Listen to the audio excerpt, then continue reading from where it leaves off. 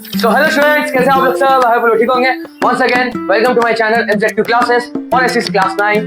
And now we're gonna start the next chapter of Final Term series. The name is Banking. Okay, first of all, मैं एक बात कहना चाहता हूँ कि ये chapter Banking जो है, it is also important in your class 10 syllabus. Okay, क्यों? क्योंकि class 10 में भी same to same आएगा. Okay, if you want proof, so I can also prove it because I have also want 10 book. Okay, just a minute, I'm showing you. Just a minute. So okay, ये है आपका 10 का book this year का. Okay, ये 10 का book और last chapter banking. Class 10 का last chapter है बैंकिंग. अब देखो यहाँ क्या क्या है, मीनिंग बोला है, डिफरेंसेस, टाइप्स तो दो ही है, कमर्शियल और सेंट्रल. ओके, फंक्शंस, क्या क्या फंक्शन सेंट्रल बैंक का, एंड ये सब नहीं है. तुम्हारा बस एक चीज ऐड हुआ है तुम लोग का कि फंक्शन क्या क्या है कमर्शियल बैंक्स का, जो कि यहाँ दिया है कमर्शियल बैंक का परफॉर्मेंस, और वहां तुम 10 में देगा कमर्शियल सेंट्रल बैंक का फंक्शंस. और बस आपका एक जो टॉपिक्स है एक ऐड हुआ क्लास 10 में, वो है इंटरनेट बैंकिंग. तो जब आप लोग क्लास 10 में आइएगा, don't fear, king MZ2 sir is here. Okay, let's begin our journey of class 9 banking. So उससे पहले अगर आप लोग इंस्टाग्राम नहीं फॉलो करते, गो चेक इट आउट, क्योंकि वहां पर मैंने कुछ कुछ ऐसा बताया टॉपिक जो बहुत ही इंपॉर्टेंट है तुम लोगों के लिए. ओके, और इंपॉर्टेंट चैप्टर से मैंने बता दी. So let's begin our journey of banking. So first of all जानो कि बैंकिंग का मतलब क्या है. इट इज इंपॉर्टेंट ब्रांच, ये एक इंपॉर्टेंट ब्रांच है कॉमर्स और बैंक्स का. ठीक है, and banks are essential commercial institution which facilitate trade. Bank जो है फैसिलिटेट करता है ट्रेड, और ये एक एसेंशियल कमर्शियल इंस्टीट्यूशन है. क्या? बैंक. तो और ये इंपॉर्टेंट ब्रांच है कॉमर्स का. तो ये मान लो. अब तुम लोग बोले कि सर कि ये डेफिनेशन लिखेंगे हम लोग जब पूछेगा कि what do mean by banking और define banking. So you have to write this one, because this one is also come in your class 10 book. So it is very important to write this definition rather than do this. ये इसको समझने के लिए कर लो, but लिखने के लिए तुम ये वाला करो. A company which collect money from the public in the form of deposits lends the sum to borrowers. यही definition, बस लिख दो, full marks.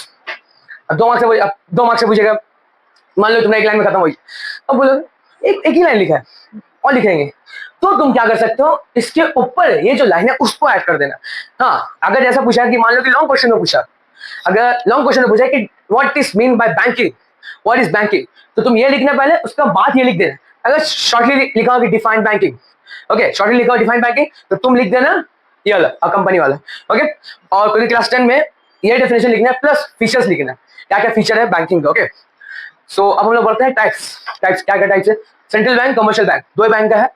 मर्चेंट्स बैंक और जो बाकी वाला बैंक, वो सब it is not coming your syllabus, और क्लास 10 में भी वो सिलेबस में नहीं है.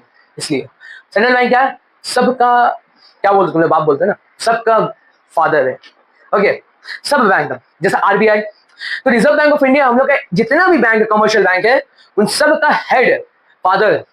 अब कमर्शियल बैंक के एग्जांपल्स ले लो, ICICI bank, okay, union bank, axis bank, वो सब हुआ कमर्शियल बैंक. तो अब सेंट्रल बैंक जो है वो हेड है. अब एक और बात है कि अब तुम्हारा क्लास इसमें ये सिलेबस में नहीं है, बस मैं तुमको ऐसे बता रहा हूँ. अब देखो जैसे कि ना, अब जो कमर्शियल बैंक होता है शॉर्ट टर्म लॉन्ग टर्म ये देते हैं, लोन देते हैं. ओके, और दूसरी बात ये है कि अगर मान लो कि एक्सिस बैंक से लेके मतलब एक्सिस बैंक को भेजना है पैसा ICICI बैंक में, ठीक है, मैं एग्जांपल बता देता हूँ. ओके, एक्सिस बैंक को, ये एक्सिस बैंक है और ये ICI, मैं शॉर्ट फॉर्म लिख रहा हूँ ICI का. ठीक है, जस्ट अ मिनट. ठीक है, अब जैसा कि मान लो कि अब दो बैंक है, एक एक्सिस बैंक है और एक ICI बैंक. ICI लिखा मैंने, ठीक है. तो अब इसको पैसा देना है, इसको ये बैंक को, एक्सिस बैंक को भेजना है ICI को. तो अब वो डायरेक्ट यहाँ से यहाँ भेजेगा. अब बीच में है मेरा RBI, reserve Bank of India, ये मेरा बीच में है. तो अब सॉरी अब ये जो है यहाँ से लेके यहाँ पहुंचाएगा. तो RBI ने क्या किया कि बोला कि उतना भेजने का जरूरत ही नहीं है, क्योंकि ये बैंक का जो पैसा है वो RBI के, क्योंकि देखो कमर्शियल बैंक जो होता है जैसे axis bank, ICICI bank, union bank, तो उन सब हम लोग तो अकाउंट किसमें खोलते हैं, कमर्शियल में हम लोग अकाउंट खोलते हैं, कोटक बैंक में हम लोग अपना खोलते हैं. लेकिन बैंक जो होते हैं, जैसे कोटक बैंक खोलता है अपना account reserve Bank of India, और ये कंपलसरी है, हर बैंक को अपना अकाउंट खोलना होगा सेंट्रल बैंक मतलब RBI में. तो ये बोला है कि RBI ने कहा कि तुमको पैसा भेजना है ना इसको, तो तुम हमको भेज दो, क्योंकि इसका RBI का पास एक्सिस अकाउंट का भी अकाउंट है और ICI का भी अकाउंट है. तो मान लो कि इसको भेजना है 1200 रुपये, इसका मानो टोटल रुपीस जो है RBI में जो पैसा है एक्सिस बैंक का वो है 1000, इसका ठीक है 1000 है, अब इसको भेजना है 200, तो ये क्या करेगा -200 कर देगा, -200 कर देगा एक्सिस बैंक का अकाउंट से। अब ये पैसे मान लो कि आरबीआई के पास गया, अब आरबीआई क्या करेगा, इसको माइनस कर देगा 200 और यहाँ क्या करेगा +200 कर देगा, हो गया ना, उतना झंझट है, आराम आराम से तुम आरबीआई को भेज दो, बस आरबीआई को भेज, या फिर बोल दो कि आरबीआई तुम 200 उसको भेज देना आईसीआई बैंक को, हो गया, तुम एक्सिस बैंक से कट गया और आईसीआई में जोड़ा गया, तो उसको बोलते हैं हम लोग क्या, एक टॉपिक है तुम लोग क्लास 10 में होगा, तो एक तरीका का एग्जांपल मान लो कि RBI is the head of the banks, commercial banks, okay.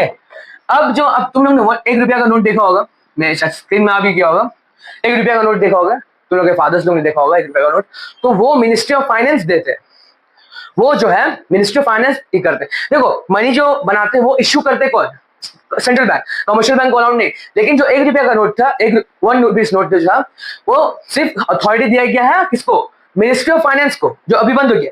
और यहाँ अभी कॉइन का बात नहीं हो रहा है, कॉइन कौन प्रोड्यूस करता है, if they ask you the question that who give coin, who make coins, तो ये मत देखना आरबीआई सिर्फ नोट्स बनाता है, 100 rupees notes, 50 rupees notes, 20 rupees notes, coin बनाता नहीं आरबीआई, कॉइन कौन बनाता है, मिनिस्ट्री ऑफ फाइनेंस, गवर्नमेंट ने रिस्पॉन्सिबिलिटी दिया कि तुम कॉइन बनाओ, दैट्स ऑल।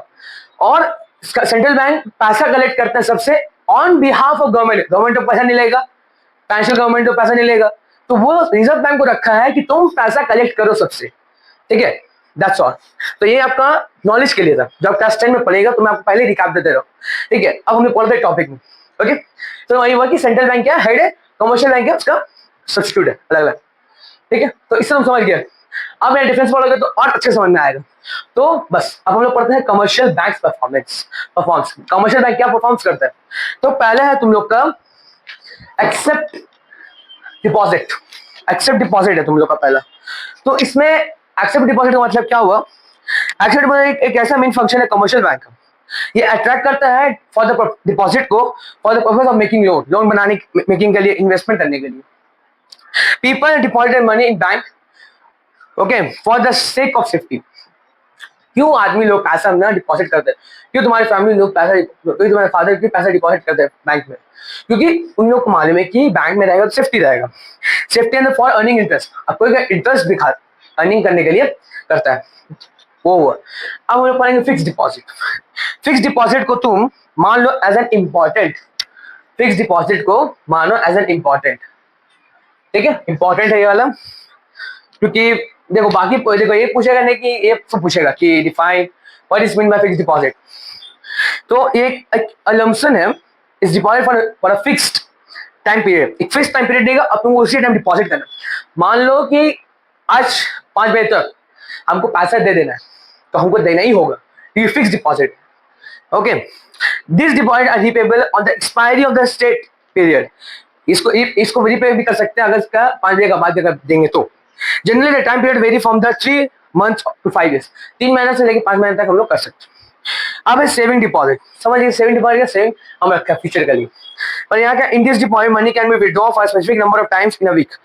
इसमें क्या है कि हम स्पेसिफिक नंबर ऑफ मनी हम टाइम पीरियड में निकाल सकते हैं, वो निकालना होगा तो वीक में, but deposit can be made and any number of time, कभी भी डिपॉजिट कर सकते हैं मनी, कोई रोक टोक नहीं है। फिर नेक्स्ट है तुम लोग का करंट डिपॉजिट। करंट डिपॉजिट क्या, this such deposit are made by business firm in current period, business firms लोग बनाते हैं current account, money can be deposit and withdraw as often as the depositor wants, money often और deposit हो सकता है अगर उसका वांट है तो। जनरली नो इंटरेस्ट अलाउड, कोई इंटरेस्ट अलाउड नहीं इसमें। A small fee known as bank charge, bank charge करता है इसमें, ये इंपॉर्टेंट के लिए पूछेगा कि क्या चार्ज करता है बिजनेस फर्म से बैंक, क्योंकि ना बैंक चार्ज अगर ये करंट डिपॉजिट रहेगा तो। रिकरिंग डिपॉजिट क्या है, ये इंपॉर्टेंट है कि रिकरिंग वाला की सोल्यूशन, हाँ जो हम लोग ने तुम लोग कंसिडर में पढ़ोगे इकोनॉमिक्स में और क्लास 10 में ही पढ़ोगे कॉमर्स में। तो in this deposit the deposit holder is required to make a deposit of fix amount every month for specific time period, accounting लोग जो करते हैं। No cheques finally allowed in fix deposit and recurring deposit, cheques not allowed in fix and recurring deposit, वही मतलब हुआ। फिर तुम्हारा है, देखो ये तुम्हारा यार है, बट अगर हो सकता है कि 2, 3, 4 भी आता हो तो 2 ये पढ़ा दे रहा हूँ। ग्रांटिंग क्रेडिट, उधारी में तुमको दे दिए, जाओ उधारी ले जाओ। Loans and advice, loans provide किया, एडवाइस देके आप ऐसा ऐसा करिए, ठीक है, होता नहीं किए आपको फल आता, इस बैंक से आप लोन ले लीजिए, तो लोन लिया था, वो मतलब हुआ, ओके, तो मतलब वो कि तुम इस बैंक से लोन लीजिए, वो हुआ cash credit. Debit card credit card होता है ना, मान लो कि तुम्हारे पास जीरो अकाउंट है, जीरो बैलेंस है, अब तुम 3,000 तक तो शॉपिंग कर सकते हो, जितना तुमको चाहिए तुम उतना शॉपिंग कर सकते हो। बट अगर मान लो कि तुम्हारा कार्ड है, क्रेडिट कार्ड है, उसमें एक 0 रुपीज है, अब तुम कहीं शॉपिंग मॉल गए, अब तुम 3,000 का ये कर लिए, तो तुम खरीद लिए, तो पैसा कहाँ से आया? बैंक तुमको पैसा दिया as a loan, as a loan तुमको बैंक प्रोवाइड के पैसा, समझ गए? बस वो मतलब हुआ। अब वो तुमको भरना होगा एज एन इंटरेस्ट, अगर 3,000 दिया तो तुमको इंटरेस्ट लगा के देना होगा 4,000, ऐसे कुछ करके देना होगा, वो हुआ। फिर ओवरड्राफ्ट भी कर सकते हो। फिर है डिस्काउंटिंग ऑफ बिल्स, बिल्स में डिस्काउंट मिलता है हम लोग, ऑब्वियसली मिलता है। क्रेडिट कार्ड में बहुत डिस्काउंट मिलता है, मेरे पास पूछना कि बहुत डिस्काउंट मिलता है बिल्स में, खासकर कपड़ा दुकान में जाओगे तो ज़्यादा मिलेगा। एजेंसी फंक्शंस, अब यहाँ एजेंसी फंक्शंस है, तो मैं इंपॉर्टेंस बता दे रहा हूँ, आप लोग क्या पढ़ सकते हैं। सबसे पहला ए वाले जो कलेक्ट चेक्स वो सब है, फिर आपका बी वाला पे चेक्स बिल्स रेंट, और C purchase and sale security, and D acts as trustee, executor, guarantor etcetera, and you can run a. 5 पढ़ लेना। अब है जनरल यूटिलिटी सर्विस, यूटिलिटी वाला क्या, जो हम लोग को भूख को मिटाता हो, transfer of fund from one branch to another. A, B, issue letter of credit and standing as surety of customer. Okay, A, B, C, D और E. Okay, ये पढ़ लेना, बहुत इंपॉर्टेंट है तुम लोग के लिए। Then we have, क्योंकि देखो एग्जाम से पूछता है ये वाली, अगर तुम 2, 3, 4 एज नॉलेज पढ़ सकते हो, या फिर कोई स्कूल में होता है कि 2, 3, 4 ही पूछते हैं, जैसे मैंने पढ़ा दिया। ओके, अब हम लोग पढ़ेंगे पीओडी। पीओडी नहीं, differences between commercial and central bank. Okay, just a minute. चलो हम लोग पढ़ते हैं कमर्शियल और सेंट्रल गवर्नमेंट का ये पॉइंट ऑफ डिस्टिंग्विश। तो ब्लू पेन क्या है मेरा? Yes, I have blue pen. तो सब मैं हर टाइम बोलता हूँ, मैं अभी भी बोलूंगा कि पॉइंट ऑफ डिस्टिंग्विश मेरा कंपलसरी है। You have to write this because it important और मार्क्स स्कोरिंग के लिए बहुत अच्छा है। तो पहला है कि ओनरशिप किसका है? कमर्शियल बैंक का ओनरशिप किसका पास है? शेयर होल्डर का पास है। और सेंट्रल बैंक का गवर्नमेंट का पास है। मैंने तुमको बताया था गवर्नमेंट बिहार का पैसा कलेक्ट करता, तुमको बताया था मैंने पहले। ऑब्जेक्टिव क्या? ऑब्जेक्टिव है प्रॉफिट इंस्टीट्यूशन है कमर्शियल बैंक, और ये सेंट्रल नॉन प्रॉफिट इंस्टीट्यूशन है।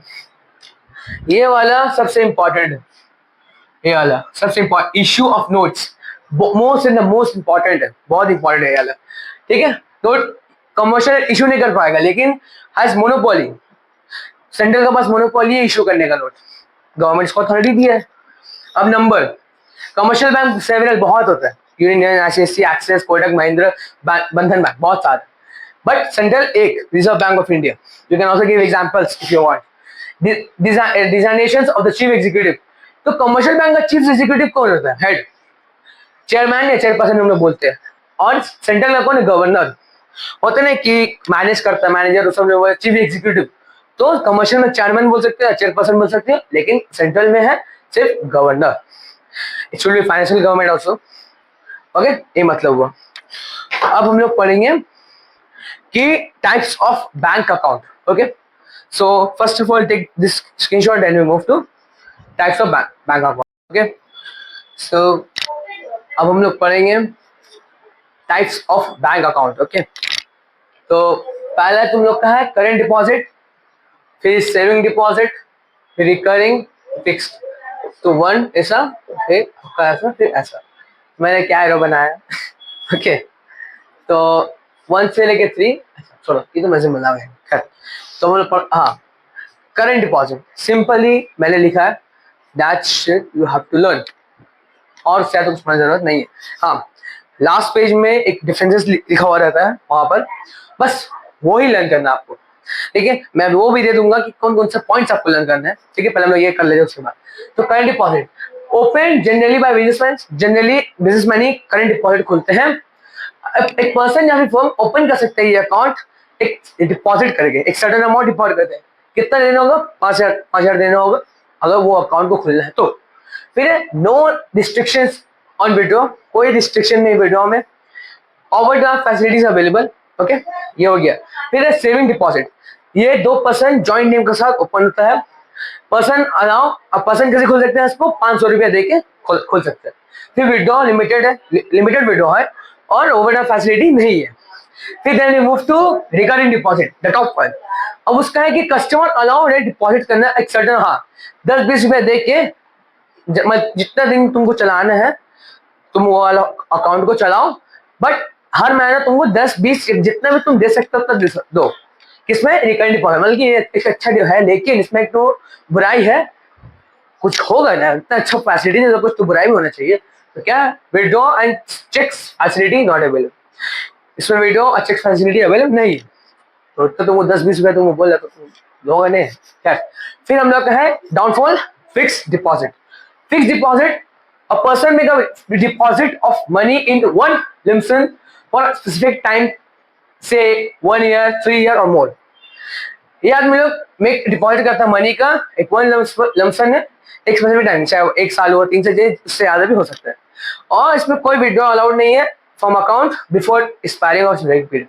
अगर वो अकाउंट स्पेसिफिक पीरियड हो गया उससे पहले no withdraw is allowed. Okay, chapter complete. हाँ, उससे पहले मैं डिफरेंस बता दे रहा हूँ। तो कौन कौन सा आप डिफरेंस पढ़ सकते हैं? तो first you can learn objective, क्या क्या ऑब्जेक्टिव है उसका। फिर periods of deposit, then we have frequency of deposits and checks facilities and rate of interest। Visible objective, periods of deposit, frequency of deposits, rate of interest and checks facility. That's all you have to learn, and from this we have completed a chapter of banking. Hope you like this video. If like, share, subscribe, and thanks for watching, and follow on Instagram. Thank you so much, and my next chapter should be on trade. Thank you so much. Love you all. Bye.